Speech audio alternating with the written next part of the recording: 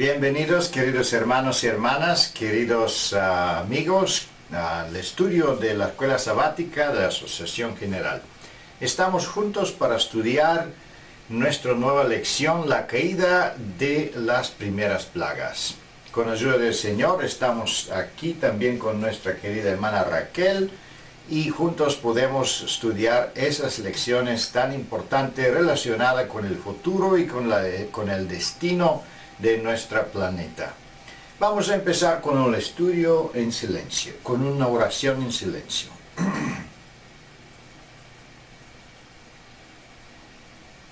Amén. Con ayuda del Señor queremos ver la estructura de nuestra nueva lección, la caída de las primeras plagas. Tenemos un estudio cronológico de los eventos mencionados en el libro de Apocalipsis y no tenemos la intención de estudiar todos los detalles, pero estamos siguiendo los eventos de los últimos tiempos o antes del fin. El primer subtítulo es cuando los vientos sean desatados. Estábamos hablando de esos vientos relacionados con el sellamiento y también relacionado con el fin del tiempo, con la decisión final de los creyentes, también decisión final de ellos que se encuentran en las iglesias caídas, que se llamaba Babilonia, también relacionado con los eventos que suceden en el templo celestial o con nuestro Señor Jesucristo y cómo Él mantiene su misión para la raza caída humana. El otro subtítulo es las dos primeras plagas. Estamos relacionados, el estudio se extiende ahora en Apocalipsis capítulo 16. El otro subtítulo, la tercera plaga. El otro subtítulo, la cuarta plaga. La quinta plaga es el otro subtítulo. Y la lección va a terminar con el título, el profundo amor y deseo de Dios. Es importante que nosotros enfatizamos este último pensamiento porque, bueno, el estudio de las plagas no es algo muy agradable, normalmente es asustante, es ¿cómo se llama? Aterrador. Por eso es muy importante hacer un balance en nuestra lección mencionando no solo los castigos que caen sobre la tierra, pero también el gran amor que Dios tiene para la humanidad y las oportunidades que Él nos da antes de el tiempo de gracia termina. Vamos ahora a estudiar nuestra lección un poco más profundo y en detalles, y aquí tenemos nuestra hermana Raquel que nos puede compartir sus pensamientos relacionados con cada punto. El primer pregunta, Raquel, ¿qué vendrá sobre la tierra cuando termine el tiempo de la gracia? Prácticamente es una relación, una conexión con la lección pasada y podemos hacer un repaso prácticamente de la lección anterior. Es importante entender que la historia de este planeta, el Señor la tiene dividida en diferentes periodos de tiempo.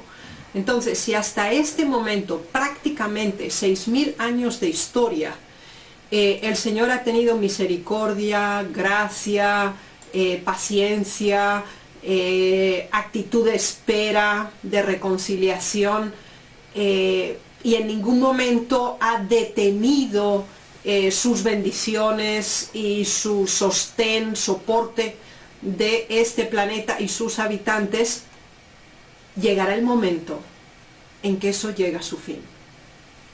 Y es precisamente ese momento el cual vamos a estudiar. Entonces, el tiempo de gracia ha terminado, lo cual significa que la condición en la cual se encuentran los seres humanos en forma positiva o negativa, es permanente, fijo y no transformable. Segundo elemento, ha terminado también el periodo del sellamiento, lo cual quiere decir que en adición al fin del tiempo de gracia, no hay otro periodo de segunda oportunidad, no hay otra opción en algún momento futuro. Es decir, este sellamiento implica un acto de identificación y de relación específica de Dios hacia sus hijos por ese último periodo de gracia a la historia del mundo. El triple mensaje angélico junto con el ángel de Apocalipsis 18 ha sido predicado con poder impresionante e impactante para toda la población mundial. La lluvia tardía ha descendido, el poder del Espíritu Santo ha sido derramada sobre sus hijos con el fin de capacitarlos y cualificarlos para la presentación de este último mensaje de gracia.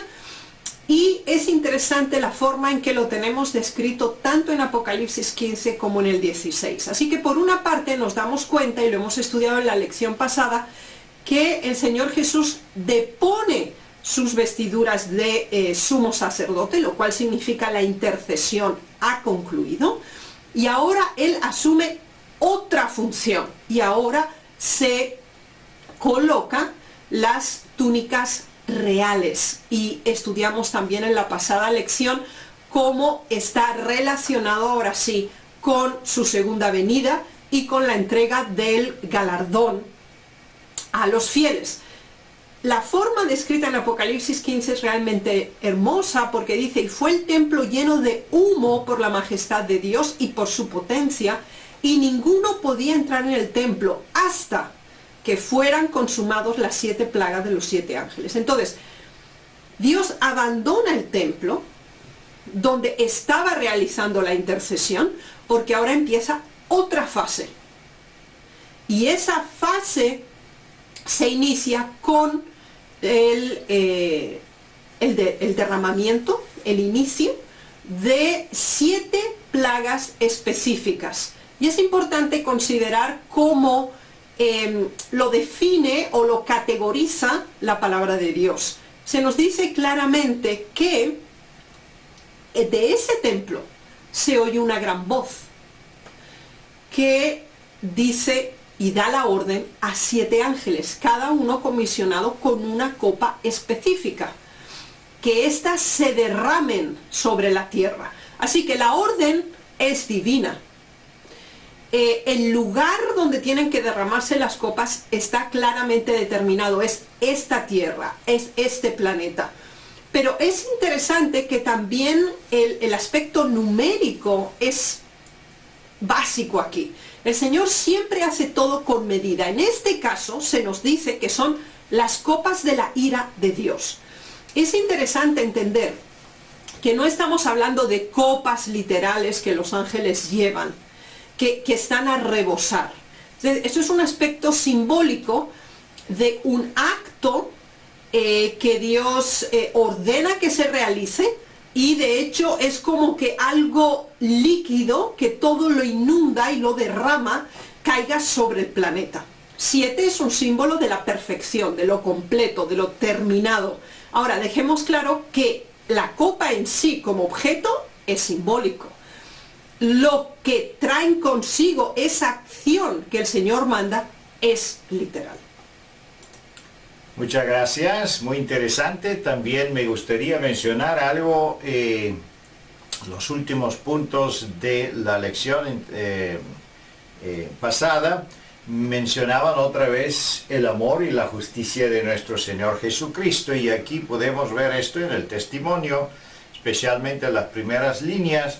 Entonces vi que Jesús no dejaría el lugar santísimo antes que estuviese decidido todos los casos, ya para salvación, ya para destrucción. Entonces entendemos que Dios prácticamente no espera la humanidad que comete un error y después derrama su ira o su castigo, como se presenta en muchas religiones, Pero en contrario, Dios está esperando que cada uno tome su decisión.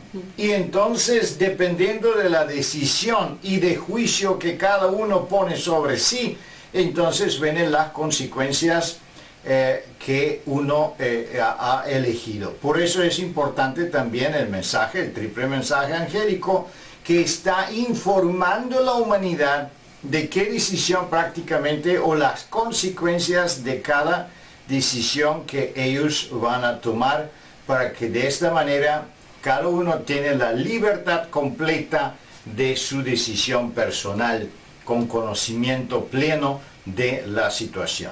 La segunda pregunta: ¿qué soltarán entonces los 4 ángeles que están en los 4 cabos de la tierra? Es interesante que este capítulo, Apocalipsis 7, nos habla del sellamiento. Ese es el inicio del capítulo. También se nos habla de 2 grupos humanos, de los 144.000 y de la gran multitud. Ambos salvos e identificados por Dios como tal, aunque viven en circunstancias, situaciones y periodos de la historia de este mundo diferentes. Ahora, de nuevo se establece el fin del sellamiento con la autorización divina para que los ángeles no preserven del mal este mundo. Y este elemento es preocupante en el sentido de que la cita nos habla que las desgracias, las catástrofes, están para sobrevenir, y de hecho tenemos noticias constantemente de catástrofes en un continente, en otro continente, inclusive paralelamente, de grandes proporciones y cada vez de intensidad mayor, con repercusión en muertes humanas y pérdidas materiales de mayor intensidad. Ahora, ese momento en que se desborde de alguna manera las desgracias catastróficas que llenan este planeta, está relacionado con el fin del sellamiento y con el fin del tiempo de gracia. Así que el Señor retiene que mayores niveles destructivos sobrevengan sobre este planeta con el fin de terminar una parte de su plan, que es el sellamiento. Ahora, cuando este termina, entonces el planeta como tal, es decir, la tierra, el mar, los árboles y los seres humanos no identificados como siervos de Dios, se encuentran en una situación desprotegida, en una situación de vulnerabilidad total y completa, ya que la protección que el Señor concedía a este planeta a causa de los justos y con el fin de que más personas pudieran convertirse y transformar su modo de vida y de pensar, ya no se da. Eso ha terminado. Por lo tanto, entonces, la actitud que Dios asume en relación al planeta también se demuestra en la retirada de su protección al respecto. Muchas gracias. Esos versículos también ha producido en la historia de la humanidad y la historia religiosa especialmente bastante malentendidos. Por ejemplo, uno de los malentendidos es que la Primera Guerra Mundial fue considerada un cumplimiento de la profecía de los 4 vientos que fueron sueltos. Entonces se esperaba muy a menudamente el fin del mundo, de una manera semejante a la Segunda Guerra Mundial, que fue más espantosa, con mucho más muerte y violencia. También se consideraba que posiblemente es el señal del fin, pero sabemos que todavía existe la humanidad, todavía tenemos tiempo de gracia. Por eso debemos considerar esos versículos juntos con las profecías mencionadas en Mateo 24, donde se explica que vamos a escuchar rumores de guerra y guerras, pero eso todavía no es el fin. Entonces Debemos entender que cuando se sueltan los vientos y esos 4 ángeles sueltan los vientos, no se trata solo de una guerra mundial. No es solo una guerra, es mucho más que eso, es una destrucción total de la planeta.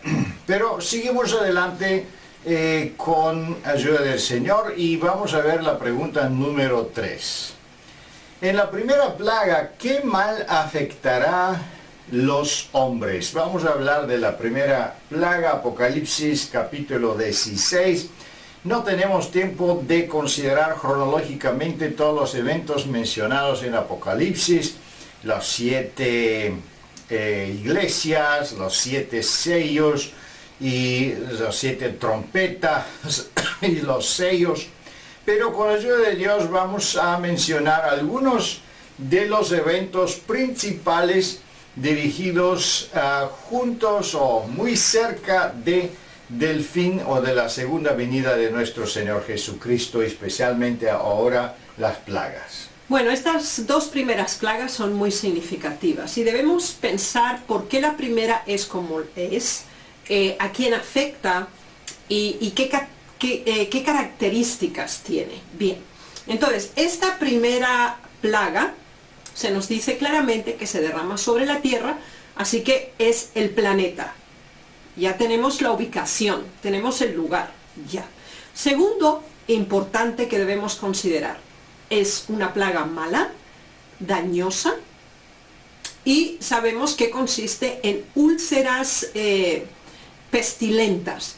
Así que nos damos cuenta que es una plaga que es una enfermedad. Y es una enfermedad que afecta a los seres humanos. Así que no está afectando al planeta como medio ambiente, está afectando a los individuos que populan, habitan este planeta. Ahora, ¿quiénes son estas personas? También tienen una identificación y de nuevo estamos siempre relacionándonos con las lecciones pasadas. Se nos dice claramente, son aquellos que tenían la señal de la bestia y los que adoraban a su imagen.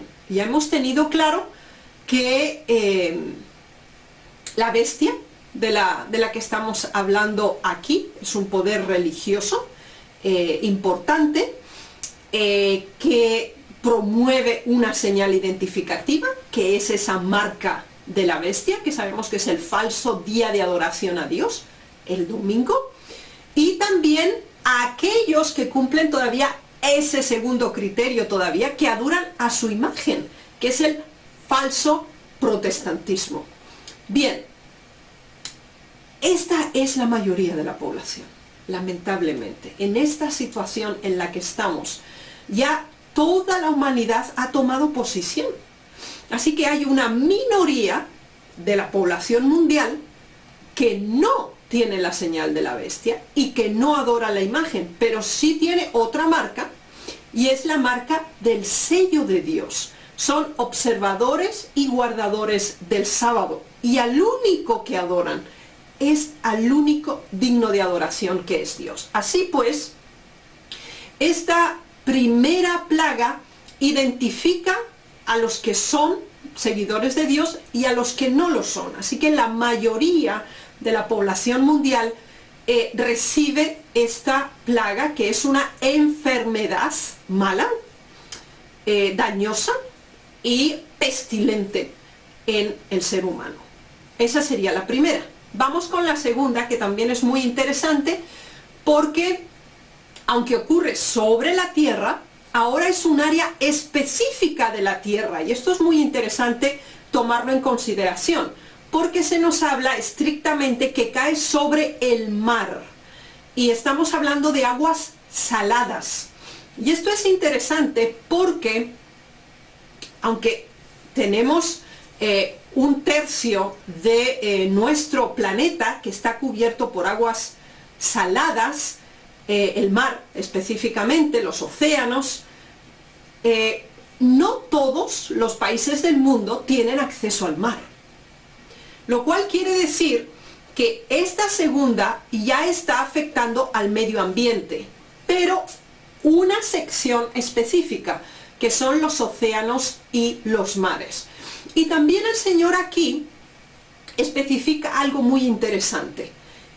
No solamente hay un cambio de coloración, porque se nos dice que se convertirá en sangre, entonces se vuelve roja, pero tiene otra característica. Además del cambio de pigmentación, también cambia la densidad y el olor, porque se nos dice que es como sangre de muerta, así que es parcialmente coagulada, cambia también la densidad y obviamente también el olor, que es extremadamente desagradable y rechazable por los seres humanos.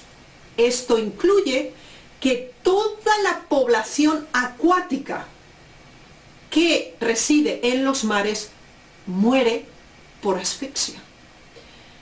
Muere por asfixia por la densidad, la pigmentación y la morbosidad que ahora el océano consigo lleva. Así que imaginémonos que tiene una trascendencia que afecta al planeta, básicamente a todas las naciones, exceptuando aquellas obviamente que no tienen acceso al mar, pero el transporte se verá altamente afectado. Sabemos que los grandes transportes de contenedores es algo diario. Cientos y miles de barcos de carga cruzan los océanos ida y vuelta constantemente y rodean nuestra tierra. Eso va a sufrir un obstáculo. Imaginémonos a todos los peces flotando y llegando a las orillas de las playas respectivas. Así que, por una parte, la primera está relacionada con los seres humanos, la segunda ya con el medio ambiente y un área específica como son los mares. Muchas gracias, interesante. Me recuerdo una experiencia, una situación que surgió en el Mar Negro, cuando por distintos cambios del clima, una de las algas microscópicas empezó a soltar unas flores, dicen ellos, dicen los científicos. El resultado fue que porciones del agua se volvió roja, en color roja, y se prohibieron inmediatamente todas las playas, no se podía entrar en el agua, porque fue altamente dañina esta agua roja, cancerígena, y entonces también soltaba un tipo de olor. Entonces nos fijamos en esos versículos bíblicos y decimos, mira, qué fácil es de un día a otro puede surgir una situación muy semejante de la descripción que tenemos en Apocalipsis. Podemos también decir que de una forma específica por el cambio de clima, por la destrucción de la tierra que sucede, entonces las plagas vienen también como una consecuencia del pecado del hombre en la tierra y la destrucción de la naturaleza. Pero seguimos adelante. Ahora la pregunta número 4. ¿Dónde será derramada la tercera plaga? Vamos a ver, tenemos un poco más atención a la tercera plaga, también Apocalipsis capítulo 16. Es interesante que las plagas primeras, la segunda y la tercera, tienen una filiación, en el sentido de que están relacionadas con agua. Mientras que la segunda era agua salada, ahora estamos hablando de agua dulce, o agua que generalmente se usa para la potabilización y el uso humano, básicamente, que es fundamental para el riego, para el mantenimiento de la vida y la subsistencia de todas las especies en este planeta. Y ahora ocurre lo mismo. Entonces, ahora son los ríos, son las fuentes de las aguas, que también se convierten en sangre con las mismas características que la anterior. Es importante considerar el hecho de que está relacionado con una necesidad vital del ser humano.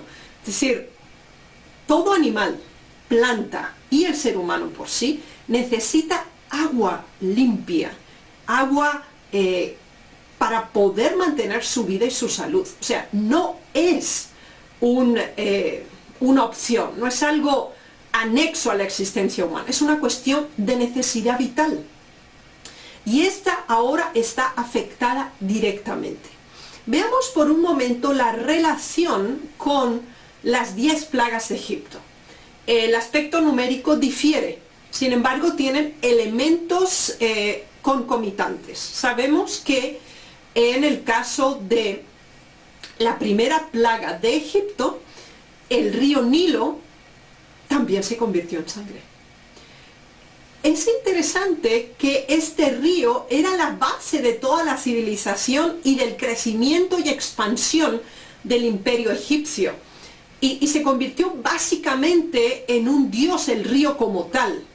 Es decir, las inundaciones del río, el crecimiento de este que inundaba todas las orillas, las laderas de este río, traía consigo el crecimiento, la riqueza, la prosperidad a los agricultores y la sobreabundancia, lo cual promovía el intercambio, el comercio, etc.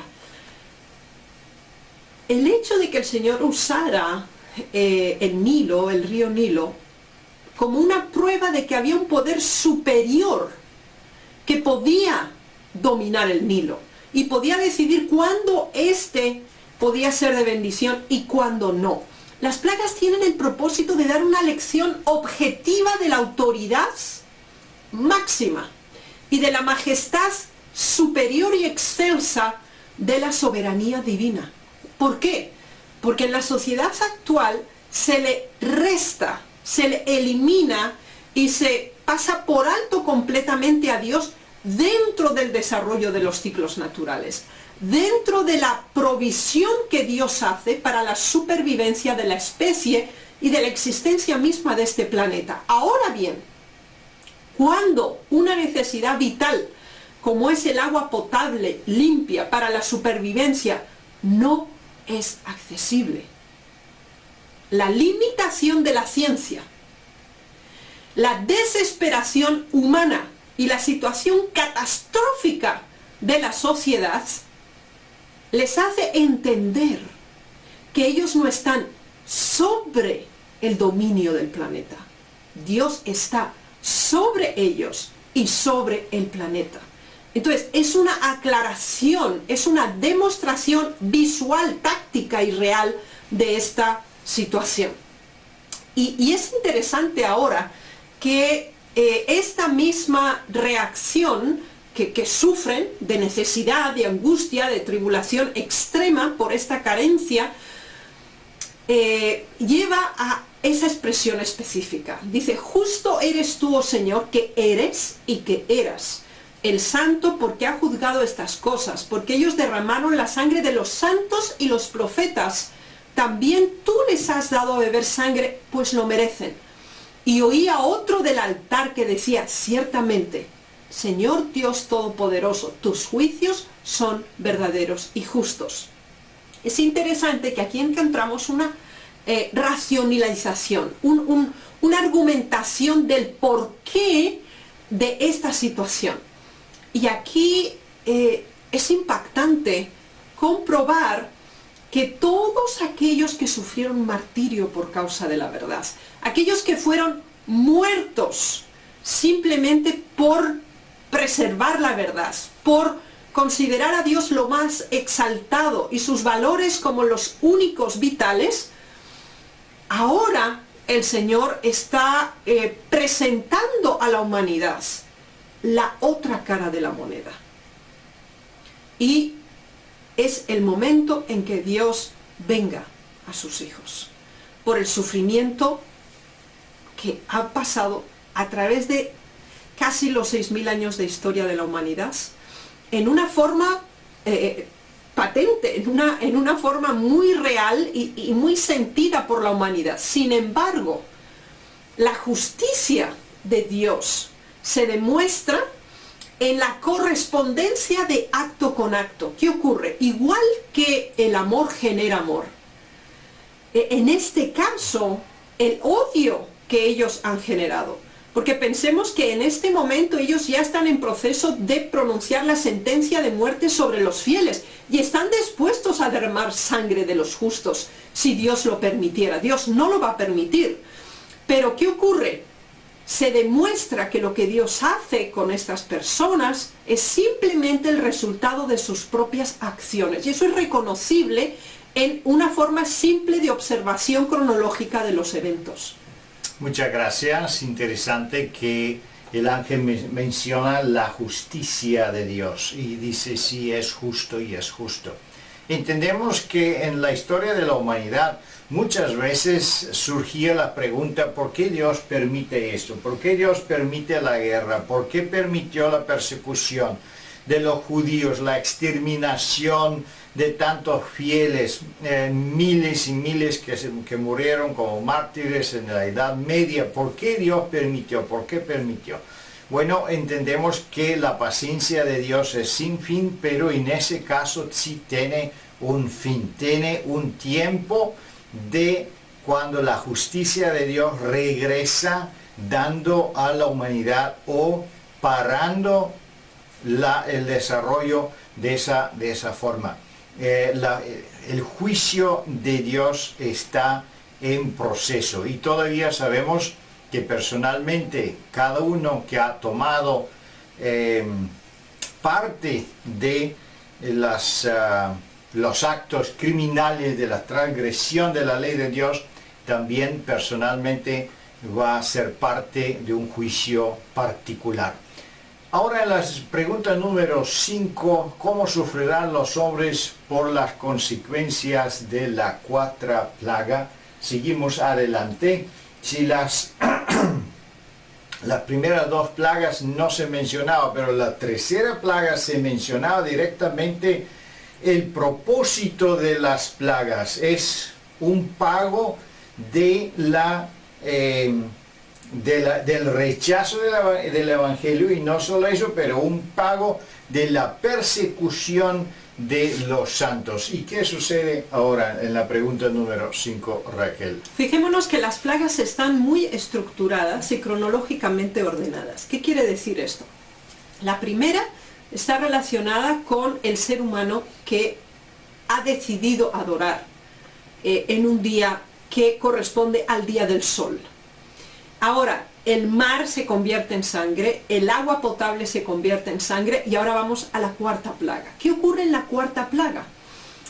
El sol, la energía de las más importantes en nuestro planeta, que de hecho es un generador de vida, de renovación y de proexistencia en este planeta, quema con gran calor.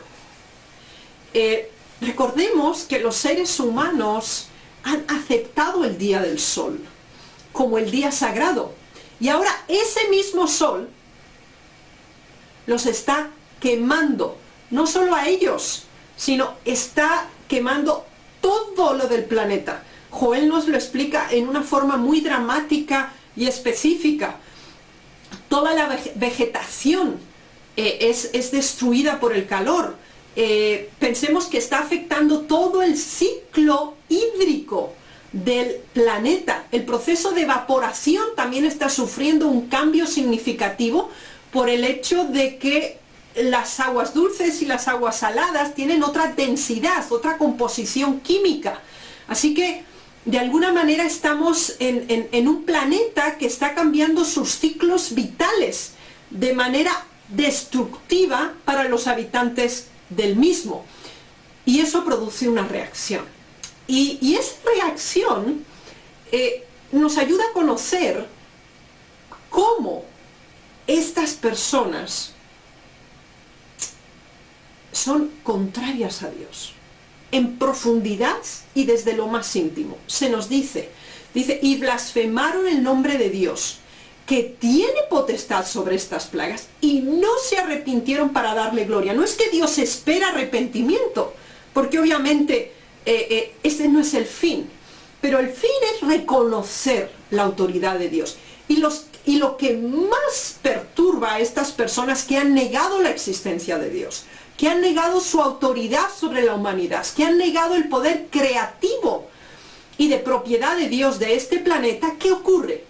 Se dan cuenta que todo lo que está sucediendo está fuera del control humano, de la ciencia, del conocimiento, de el todopoderoso humano que se ha considerado. Y le deben reconocer que esto es el dedo de Dios. Y esto les produce un sentido de frustración tan grande que aún en la situación más dramática no quieren reconocer la autoridad de Dios. Y por eso blasfeman su nombre y no le dan la gloria que Él amerita como dador. Sin embargo, reconocen que Dios está actuando en forma real, concreta, sobre este planeta. Y lo están sufriendo en ellos mismos. Recordemos que las plagas son acumulativas, las plagas son cronológicas y las plagas amplían su difusión vez tras vez. Recordemos, por ejemplo, esta del Sol. Entendemos el hemisferio sur y el hemisferio norte no reciben los rayos del Sol al mismo tiempo, precisamente por la rotación de la Tierra. Así que sí habrá parte del día, que sería de noche, obviamente, un descenso de la intensidad del calor, que entonces pasa al hemisferio sur y después al hemisferio norte.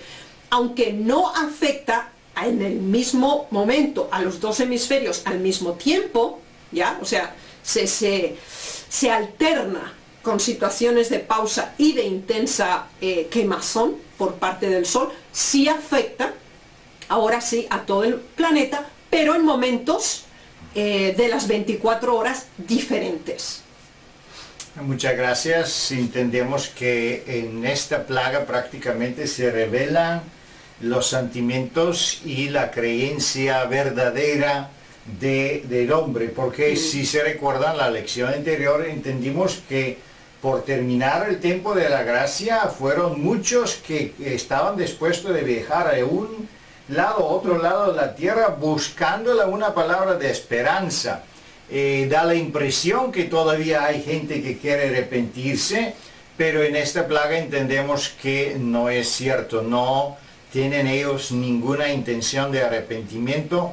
El único es que temían las consecuencias de sus pecados. Y aquí tenemos esta revelación. Otra vez, la justicia de Cristo es perfecta. Otra vez se confirma el juicio perfecto de Dios. No tenemos aquí arrepentimiento. Al mismo tiempo tenemos una acumulación de la primera, de la segunda, de la tercera plaga. Tenemos una carencia de agua y cuando, claro, tenemos un aumento del calor en ese tiempo, entonces es más la necesidad de agua potable, agua que en ese sentido está contaminada. Entonces la situación de la humanidad se vuelve en algo muy terrible, algo muy con mucho sufrimiento. Vamos a ver ahora la pregunta número 6, sobre quién específicamente cae la quinta plaga. Vamos a ver la 4, teníamos que ver con el Sol, como mencionaste, uno de los dioses de todas las naciones paganas del pasado, y ahora este planeta no está más de bendición, pero está quemando la tierra. Pero ¿qué sucede ahora en la quinta plaga? Es interesante que Dios describe cuándo, dónde, cómo y a quiénes en cada una de las plagas. Entonces, si la primera era para toda la mayoría de la humanidad que ha aceptado la marca de la bestia, si la segunda afecta a los océanos y mares, si la tercera a las aguas dulces y potables, si la cuarta afecta también a toda la naturaleza, a toda la población, porque obviamente el sol ilumina ambos hemisferios, aunque con la diferencia obvia de su área de infracción. Ahora con la quinta es también muy específica y se nos dice claramente que esta se derrama sobre una zona localizada específica y se habla sobre el área es donde se encuentra la silla de la bestia y su reino, es decir, es el centro de dirección administrativo, religioso, civil, político, que sufre una condición especial de tinieblas. Y eso es realmente impactante por contraste. Porque recordemos algo interesante, es decir, si el sol quemaba, quiere decir que el nivel de intensidad lumínica es realmente impresionante. Esta plaga también nos dice y nos confirma lo que ya habíamos argumentado anteriormente, que las plagas son acumulativas y que no cesan una tras la otra, porque se nos dice, y blasfemaron, es la segunda vez, al Dios del cielo por sus dolores, y recuerden que los dolores están relacionados con la primera plaga, y sus plagas, la pluralidad de las plagas anteriores, lo cual quiere decir que todas estas se van sumando. Ahora, si la luminosidad en horas de luz es tan intensa, tan radiante, tan dolorosa, hay un área específica que está en profundas tinieblas. Así que eso será espectacular. Será espectacular en el sentido del contraste entre una luminosidad extrema a unas tinieblas casi tangibles. Recordemos también el paralelismo con una de las plagas de Egipto, donde todo Egipto quedó en densas, profundas y aterradoras tinieblas, mientras que la tierra de Gosén, donde estaba el pueblo de Dios, disponía de luz. O sea, el contraste era tan abismal, era tan grande, que no podía más que asombrar a los propios egipcios e impresionar obviamente también a los israelitas. En este caso, igual que en la plaga anterior, vuelven a blasfemar, vuelven a rechazar abiertamente a Dios y su poder, considerando que Él es el que está manejando, dirigiendo esta situación. Entonces, el reconocimiento no implica aceptación. Es decir, ellos reconocen que es un poder sobrenatural y que de hecho es superior al de ellos.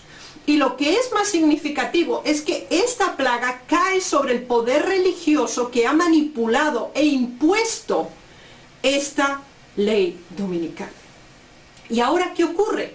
Está en las profundas tinieblas. Así que ante todo el planeta, ellos no tienen poder sobrenatural. Recuerden que uno de los elementos que se usa para impresionar a las multitudes es que cae fuego del cielo. Se realizan actos sobrenaturales que impactan a las personas y desvían su atención de la auténtica verdad. Y ese poder religioso ha sido admirado, adorado, venerado, sublimado, exaltado. Pero ahora está en la más profunda tiniebla. Lo cual quiere decir que no es un poder tan grande, no es un poder tan espectacular, hay un poder superior que somete a este poder que se ha atrevido a desafiar a Dios y maltratar, perseguir y oprimir a su pueblo abiertamente. Y ese mensaje llega, que de hecho las plagas tienen el propósito de convencer a la humanidad que los poderes de la ciencia, de la religión falsa, del día falso, es una equivocación. Y lo reconocen, pero no lo aceptan. Muchas gracias. Así es. También me gustaría mencionar que no es difícil en la naturaleza que un evento semejante sucede.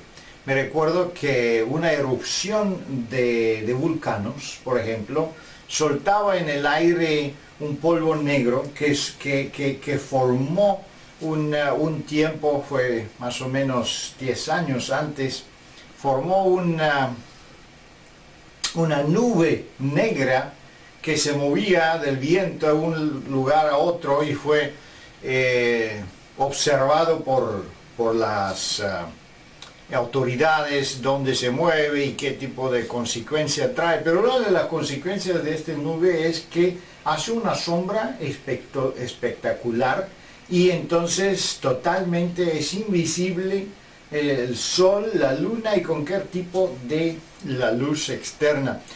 No sabemos cómo exactamente va a suceder esta plaga, pero sí hay muchas posibilidades. Dios tiene sus herramientas aquí en la tierra para que todo eso suceda exactamente como está escrito. Y otra vez entendemos que nada de eso contribuye de un arrepentimiento genuino, de un apartamiento del mal. En contrario, solo se empeora la situación espiritual.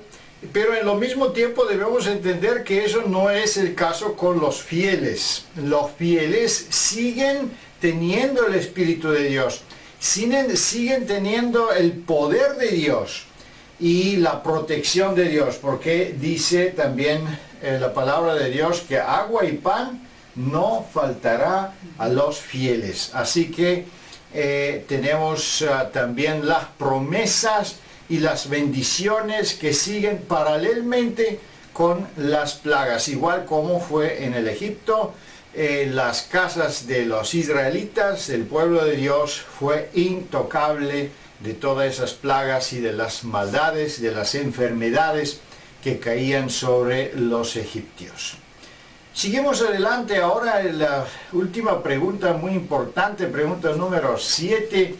Al estudiar lo que espera posteriormente los pecadores impenitentes, ¿qué desea Dios a su amor? Vamos a decir, ¿cómo entendemos el amor de Dios en esta situación tan terrible que encuentran los incrédulos? Es interesante entender las plagas en su debido contexto. Por eso hemos estudiado el periodo de gracia y ahora el periodo donde no hay gracia.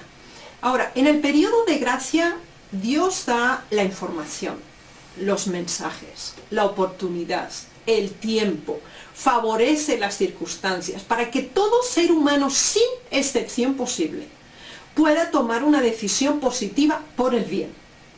Ya, no lo hace. Su elección es contraria a los principios de Dios. Dios respeta esa decisión. Ahora, como han negado la autoridad de Dios, se han negado a reconocerle como el autor, creador, propietario y regente máximo de este planeta, ahora sí deben conocerle, no solamente por fe, lo cual no han querido hacer, sino por hechos. Y esos hechos ya no transforman el carácter de una persona, simplemente les permiten tener la absoluta certeza de que eligieron mal. Y las plagas, tal como se nos describe en Apocalipsis 16, es interesante ver cómo también se describe la actitud que estos seres humanos asumen. Ahora, veamos el paralelismo con aquellos que, a pesar de que la mayoría ha tomado una decisión equivocada, a pesar de que la mayoría los consideran lo peor y un mal para la sociedad y para el planeta, ellos han tenido principios firmes. Y fíjense cuán importante es la cita de Romanos que dice: yo no me avergüenzo del Evangelio. ¿Por qué? Porque es poder de Dios para salvación. Ellos han tomado posición por el poder divino. Las otras personas han tomado decisión por el poder maligno. Constantemente el ser humano está pendulante entre el bien y el mal, entre lo que se debe y lo que no. tiene el libre albedrío, tiene la capacidad de decisión y por lo tanto tiene la capacidad de asumir las consecuencias de sus propias decisiones. Y el Señor respeta nuestras decisiones. Y éstas se desdoblan en consecuencias correspondientes a la calidad y al valor de nuestra decisión. Es interesante comprobar también la cita de 2 de Corintios 6, que es realmente impactante, cuando se nos dice que aquellos que han perseverado en el bien hacer han sido conscientes del tiempo, han valorado la oportunidad que se les ha dado y en el tiempo aceptable, en el tiempo correcto, han reconocido el día de su salvación. Así que es muy importante que nos ubiquemos en el tiempo, en el espacio y en las circunstancias. Debemos pensar con absoluta claridad que todo tiene un fin y que todo se va desarrollando en forma creciente e impactante hacia una cima máxima, una cima de decisión y una cima de consecuencias de esta decisión. Y eso lo estamos haciendo día por día. ¿Me avergüenzo yo del Evangelio? ¿Soy capaz de demostrar ante el mundo que los criterios y valores que llenan mi vida son los que el Señor ha establecido, reconociendo de ese modo su autoridad y su máxima soberanía sobre el planeta y sobre mi propia persona? Esas preguntas debemos hacerlas este sábado.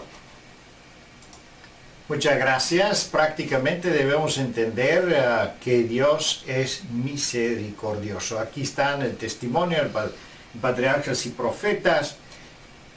Para nuestro Dios misericordiosos, el acto del castigo es un acto extraño. Es interesante cómo podemos cómo podemos explicar esta aparente contradicción. Debemos entender que en el tiempo del zarandeo fue revelado claramente, explícitamente, todos los pensamientos internos, los deseos, los caracteres de la humanidad. Cada uno tenía la libertad de decidir su propio destino. Por eso Dios no castiga con placer. Él no espera placeramente el tiempo de la justicia o del castigo. En contrario, debemos entender aquí en los textos bíblicos y en el entero Evangelio que Dios entregó su propio Hijo, lo entregó en la muerte, y la muerte más dolorosa que existía en ese tiempo, para que paga el precio de nuestros pecados. Y todo eso, ellos que aceptaron esta ofrenda, este sacrificio, ellos tienen la posibilidad de la vida eterna, de la salvación. Y todos ellos que rechazaron esta ofrenda, entonces ellos van a cosechar prácticamente las consecuencias de su propia decisión. El Evangelio es increíblemente poderoso. La palabra de Dios es una invitación para la vida eterna y para la salvación. Por eso todavía vivimos en el tiempo de gracia. No demoramos a tomar la decisión correcta. No demoramos a avisar a nuestros amigos, nuestros parientes, nuestros vecinos, para que todo eso que va a suceder, porque todo el mundo va a tener esa oportunidad de tomar una decisión final, y esa decisión final está bajo la invitación de los 3 mensajes evangélicos.